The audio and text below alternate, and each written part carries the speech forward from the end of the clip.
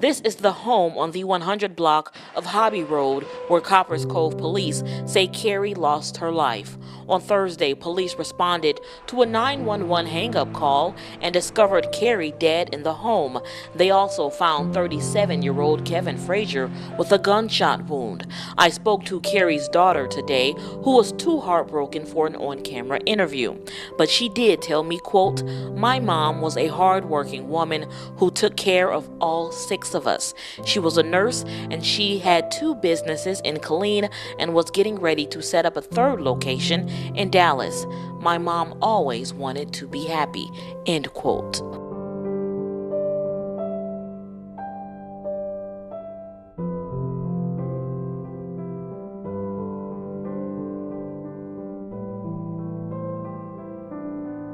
Picture this. You're standing outside someone's house. You're a police officer. You've been here before. Actually, you've been here multiple times. You knock on the door, and from inside, you hear a man's voice say, "Wait." You hear a woman scream. You kick down the door. The woman is already on the floor.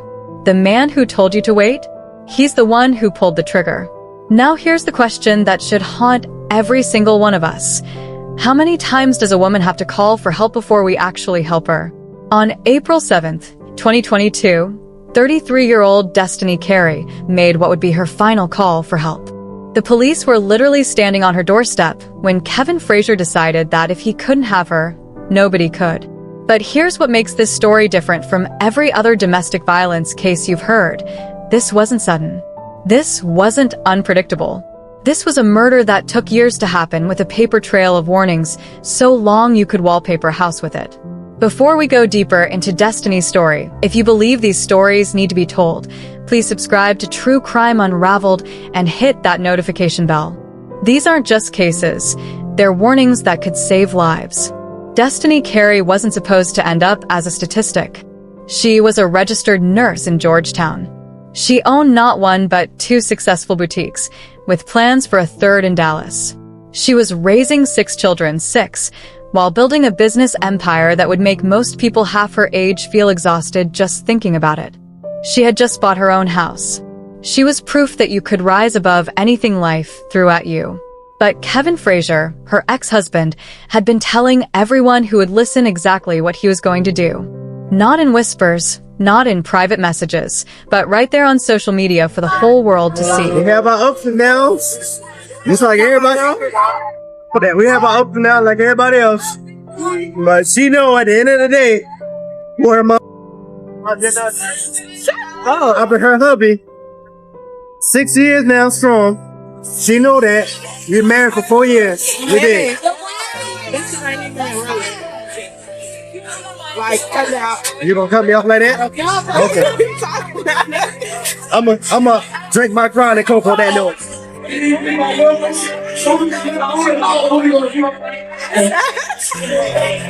crazy, girl. He crazy. Hey, I love this lady to death. You feel me? Hi, y'all. I love her to death. You dig?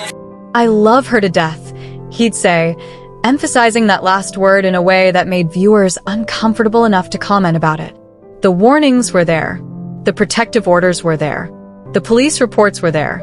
Everything except the actual protection. What you're about to hear isn't just the story of one woman's murder. It's the anatomy of a system failure so complete, so devastating, that it makes you wonder, how many Destinies are out there right now calling for help that isn't coming? Let's talk about who Destiney Jasmine Carey really was, because she deserves to be remembered for more than how she died. In Copperas Cove, Texas, a military town where everyone knows everyone, Destiney stood out. Not because she was flashy or attention-seeking, but because she was doing something remarkable, succeeding against all odds. High Sadidi Boutique on West Veterans Memorial Boulevard wasn't just a store. Walk in there on any given day and you'd find Destiney arranging displays, helping customers, managing inventory, all while fielding calls from her 6 kids. Mom, can you pick me up? Mom, I need help with homework. Mom, what's for dinner? And somehow she handled it all. Her 18-year-old daughter, Zyra Cannon, would later say, "My mom was a hardworking woman. She took care of all 6 of us. She was a nurse, and she had 2 businesses in Killeen and was getting ready to set up her 3rd location in Dallas. Think about that schedule for a moment. 12-hour nursing shifts in Georgetown. That's an hour drive each way from Copperas Cove.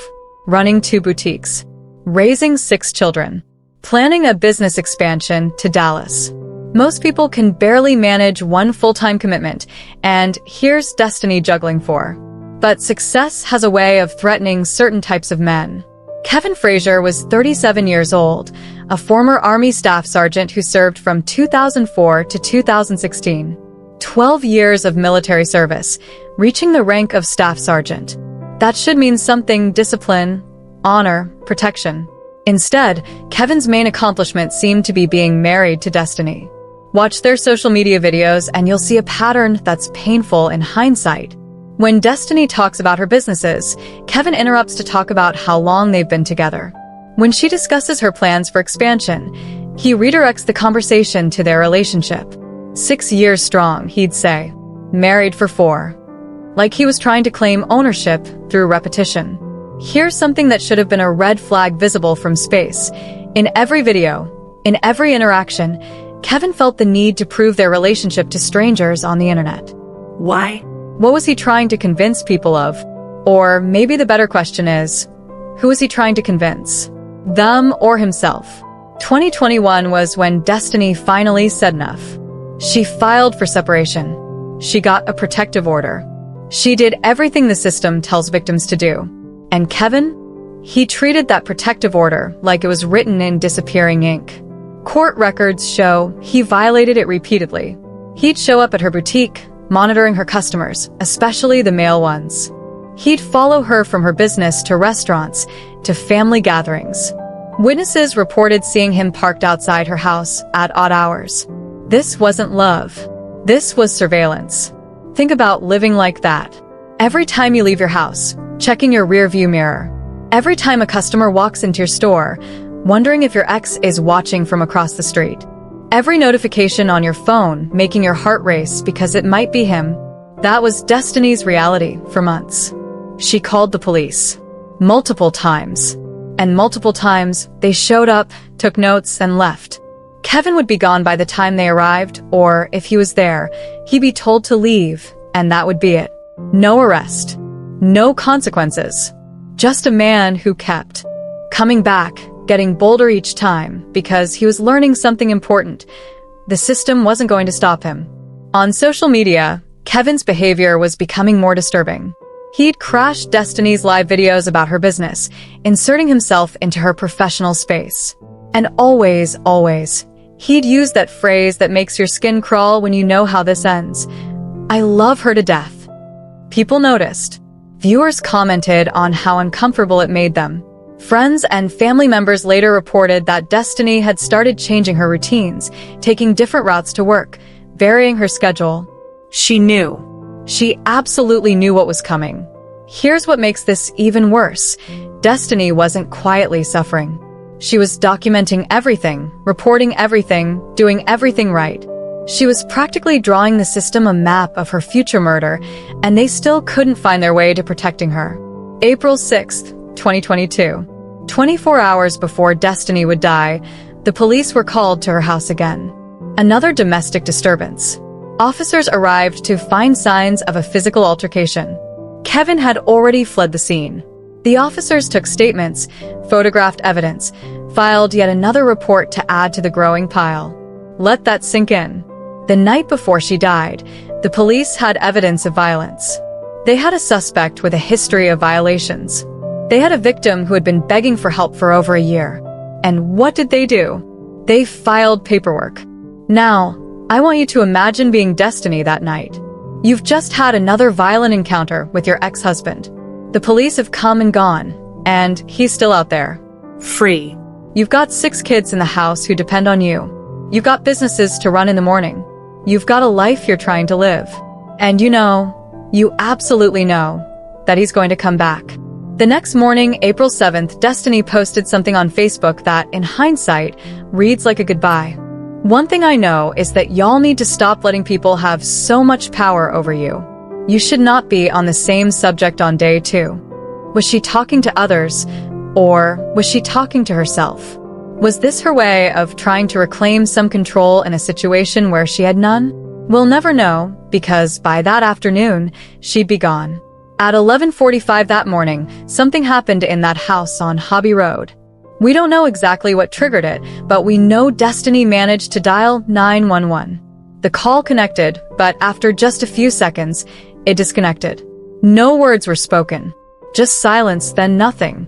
The dispatcher, following protocol, tried to call back. No answer. Within minutes, 2 patrol units were dispatched to perform what they call a welfare check. They arrived at 12:28 p.m. 43 minutes after that truncated 911 call. The officers approached the single-story house. Nothing looked wrong from the outside. No broken windows. No screaming. No signs of disturbance. They knocked on the door. And from inside, they heard Kevin's voice, calm as could be, say one word. Wait. Wait. Such a simple word. Such a normal request. The officers were trained to balance respect for privacy with duty to ensure safety. So they waited. For a few seconds that would prove to be the difference between life and death. Then they heard Destiney scream. The officers immediately kicked in the door, but those few seconds of waiting had given Kevin all the time he needed. Destiney was on the floor near the front door. She had been trying to get to the officers, trying to reach safety that was literally standing on her porch. She was just feet away from help when Kevin made his final, irreversible decision. Kevin was still in the living room when the officers entered. He'd shot himself too, but unlike Destiney, he would survive. One of the officers was struck by shrapnel in the chaos. They attempted life-saving measures on Destiney while waiting for paramedics, but her injuries were too severe. At 12:47 p.m., just 19 minutes after police arrived at her door, Destiney Jasmine Carey was pronounced dead. Think about those 19 minutes. Think about those few seconds between wait and the scream. Think about how close help was. The police weren't miles away when this happened. They weren't even minutes away. They were right there, close enough to hear her scream, close enough to break down the door, but still not close enough to save her life. Kevin Frazier was transported to the hospital, where he would recover from his self-inflicted wounds. According to Copperas Cove police, Frazier is still in the hospital as a result of that gunshot wound. Carey's daughter tells me that Frazier is Carey's husband. Reporting in Killeen, Jasmine Caldwell, 6 News. He would be charged with murder and aggravated assault on a public servant. His bond would be set at $1.75 million. He would survive to face justice, while Destiney would never see her children again. When detectives interviewed Kevin, his stories didn't add up. He was questioned multiple times, and each time the details shifted. The physical evidence told a clear story. Destiney had been moving toward the front door when she was shot. She was trying to escape. She was trying to reach the officers who were just outside. But here's what really breaks your heart. Those officers who responded? They'd been to that house before. Multiple times. They knew the situation. They knew the history. And still, when Kevin said wait, they waited. Within days of Destiney's murder, her boutiques became memorial sites. Flowers and Bloom sits outside of High Sedity Boutique here in Killeen. The owner, Destiney Carey, has been styling people in Central Texas for years. Her family and other small business owners say she will be dearly missed.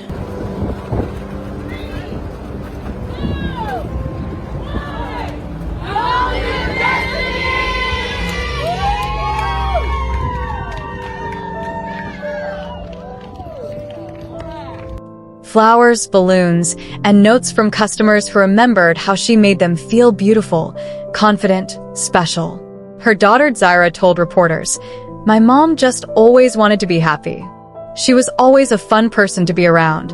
Her laugh just lit up the room. She was everything." 6 children lost their mother. A community lost a businesswoman who was building something special. The world lost a woman who is proof that you could overcome anything, except a system that refuses to protect you. Kevin Frazier had a criminal record dating back to 2010, an assault conviction that should have been a warning sign. He had violated protective orders repeatedly. He had been making threats that multiple people witnessed. He had literally advertised his intentions on social media. And still, he was free to kill the mother of his children in broad daylight while the police stood outside. So I have to ask, how is this possible? How does a woman do everything right and still end up dead? How does a man violate protective order after protective order and stay free? How do police respond to a house multiple times for domestic violence and not see the murder coming? The answer is as simple as it is infuriating, because we don't take domestic violence seriously until someone dies. And sometimes, like in Destiney's case, not even then. Right now, as you're watching this, there's another Destiney out there. She's calling the police for the third, fourth, fifth time. She's being told there's nothing they can do until he actually hurts her. She's changing her route to work, checking her rearview mirror, jumping every time her phone rings. She's doing everything right in a system that's doing everything wrong. What do you think would have saved Destiney's life? Different police training? Stronger enforcement of protective orders? Taking threats seriously the first time instead of the fifth? Or are we dealing with something deeper? A culture that treats domestic violence like a private problem instead of a public safety emergency? Share your thoughts in the comments below. And more importantly, share the story. Because every share might reach someone who needs to hear this. Either someone in danger who needs to know they're not crazy for being scared, or someone in a position to help who needs to understand that when a woman says she's in danger, we need to believe her the first time. If you believe these stories need to be told, subscribe to True Crime Unravelled and hit that notification bell. Follow us on Facebook and TikTok at True Crime Unravelled TV. Because these aren't just true crime stories, they're warnings, lessons, and sometimes they're the push someone needs to get help or give help before it's too late. Destiney Carey deserved better. Her 6 children deserved better. And every person living in fear tonight deserves to know that when they ask for help, someone will actually help them. Not file a report, not tell them to wait. Actually help them. The question is, are we ready to be that help? Or are we going to keep letting women die with protective orders in their purses and police reports in their filing cabinets? Destiney's story doesn't have to be repeated, but stopping it requires all of us to pay attention, to speak up, and to demand better. Don't let her death be just another statistic. Let it be the story that changes how we respond to domestic violence. Because somewhere out there, another woman is about to make that call for help. And this time, we need to make sure someone answers. There